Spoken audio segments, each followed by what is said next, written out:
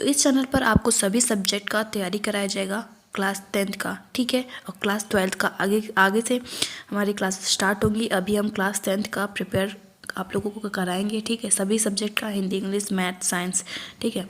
तो आप हमारे चैनल से जुड़े रहने के लिए चैनल को सब्सक्राइब कर लीजिए, बेल आइकन को प्रेस कर लीजिएगा ताकि नोटिफिकेशन आप तक पहुंच जाए, ठीक, और कोई भी वीडियो आपसे मिस ना हो। सभी सब्जेक्ट की तैयारी एकदम फ्री ऑफ कॉस्ट होगी, आपको उसके लिए कोई भी पेमेंट 1 रुपया भी खर्च नहीं करना है, ठीक है। तो चलिए आज की वीडियो हम स्टार्ट करते हैं। आज का वीडियो जो है, आज हम पढ़ने वाले हैं SST का, क्लास 10th का, जो भी हिंदी मीडियम के छात्र हैं उनके लिए ये है। तो चैप्टर फर्स्ट है हिस्ट्री का, अध्याय 1, यूरोप में राष्ट्रवाद का उदय, ठीक है। तो चलिए पढ़ते हैं। अध्याय 1, यूरोप में राष्ट्रवाद का उदय।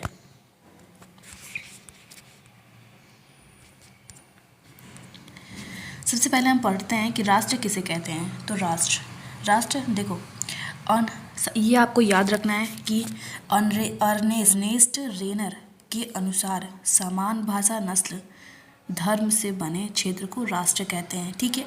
अर्नेस्ट रेनर, ये आपको याद रखना है, ठीक। अर्नेस्ट रेनर के अनुसार समान भाषा, नस्ल, धर्म से बने क्षेत्र को राष्ट्र कहते हैं, ठीक। ये आपका एग्जाम में पूछ लेगा कि राष्ट्र किसे कहते हैं। छोटे छोटे मल्टीपल चॉइस क्वेश्चन में आ सकता है। एक राष्ट्र लंबे प्रयासों, त्यागों और निष्ठा का चरम बिंदु है, मतलब बहुत प्रयासों के साथ हमारा राष्ट्र बनता है। राष्ट्र ऐसे लोगों का समूह है जो जाति, धर्म, भाषा, रीति रिवाज, इतिहास आदि की साझ कारण आपस से जुड़े हुए हैं, ठीक है, आपस में जुड़े हुए हैं, जिनका सांझा सभ्याचार है, जिनके अंदर मनोवैज्ञानिक सभ्यता की भावना विकसित हुई है, ठीक।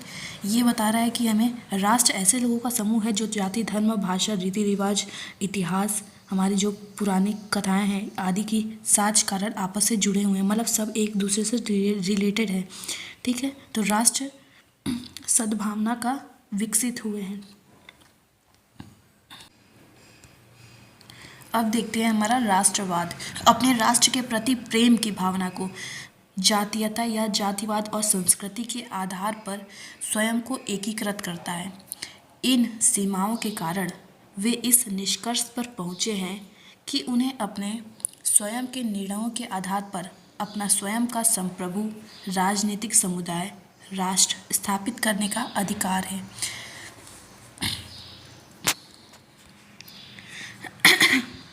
अब हम आगे बात करते हैं नेपोलियन कौन था। ये पेपर में क्वेश्चन पूछ लेता है नेपोलियन से रिलेटेड, तो हम इसके बारे में अच्छे से पढ़ेंगे। नेपोलियन का जन्म 15 अगस्त 1769 को हुआ था, ठीक। इसका जन्म हुआ था 15 अगस्त 1769 को हुआ था। नेपोलियन एक महान सम्राट था। ये बहुत महान सम्राट था जिसने अपने व्यक्तित्व एवं कार्यों से पूरे यूरोप के इतिहास को प्रभावित किया, ठीक। ये हैं हमारे नेपोलियन जी, ठीक है, ऐसे ही दिखते थे हमारे नेपोलियन।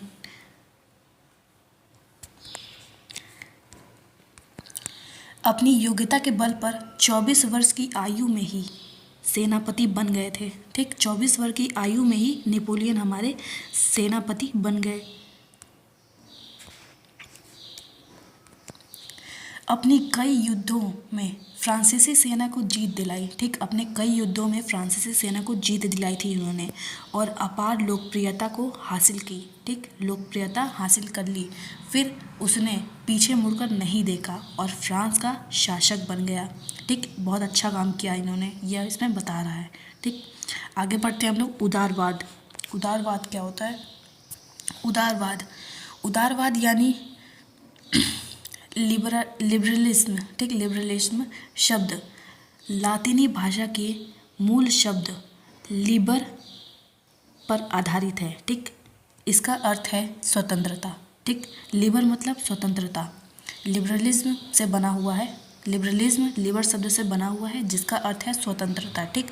नए मध्यम वर्ग के लिए उदारवाद का अभिप्राय था व्यक्ति के लिए आज़ादी व कानून के समक्ष समानता, ठीक। समझ आ रहा है ना? ये नोट्स मैंने आप लोगों के लिए तैयार किया है।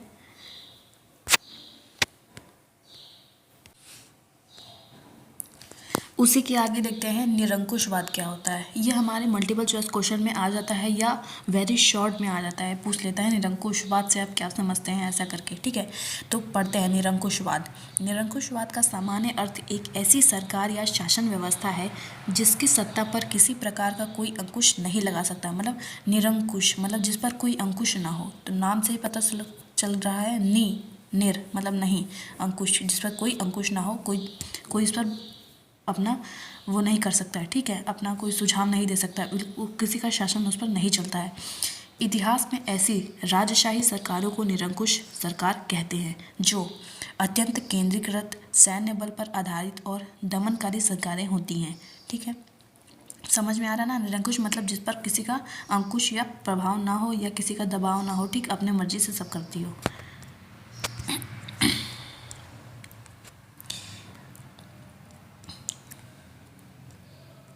इसके आगे जनमत संग्रह एक प्रत्यक्ष मतदान जिसके द्वारा एक क्षेत्र की सारी जनता से किसी प्रस्ताव को स्वीकार या अस्वीकार करने के लिए पूछा जाता है, ठीक है। जनमत संग्रह क्या होता है? जनमत संग्रह एक प्रत्यक्ष मतदान जिसके द्वारा एक क्षेत्र की सारी जनता से किसी प्रस्ताव को स्वीकार या अस्वीकार करने के लिए पूछा जाता है। तो समझ आया। फिर उसके आगे हम देखते हैं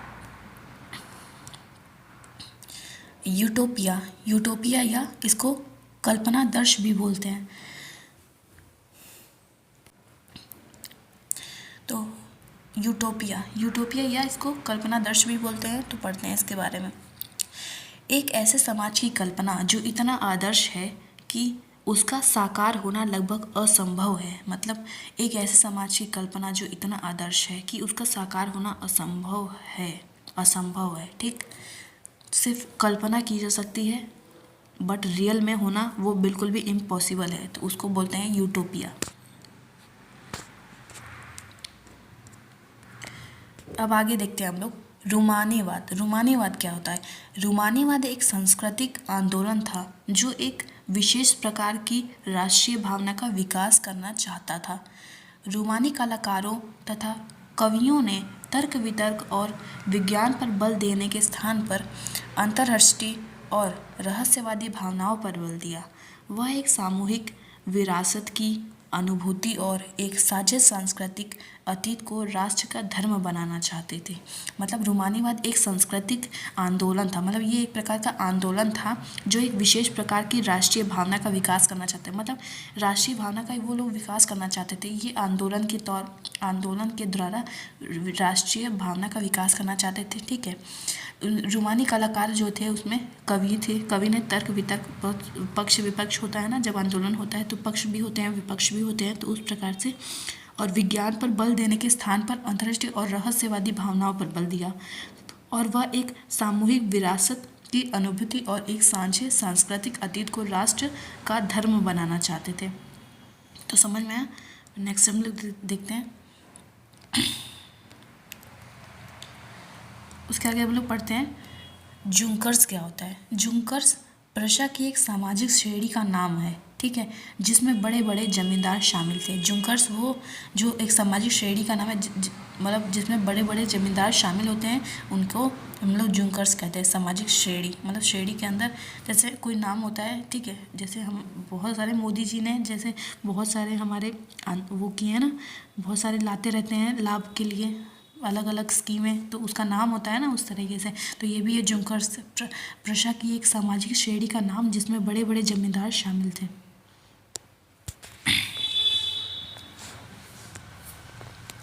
राष्ट्रवाद के उदय के कारण क्या क्या थे, ये हमारे एग्ज़ाम में बहुत इंपॉर्टेंट है, ठीक है। पूरा ही आपके लिए जितना मैं पढ़ाऊँगी पूरा आपके एग्ज़ाम में पूछ लिया जाता है, मतलब अलग अलग तरीके से पूछा जाता है।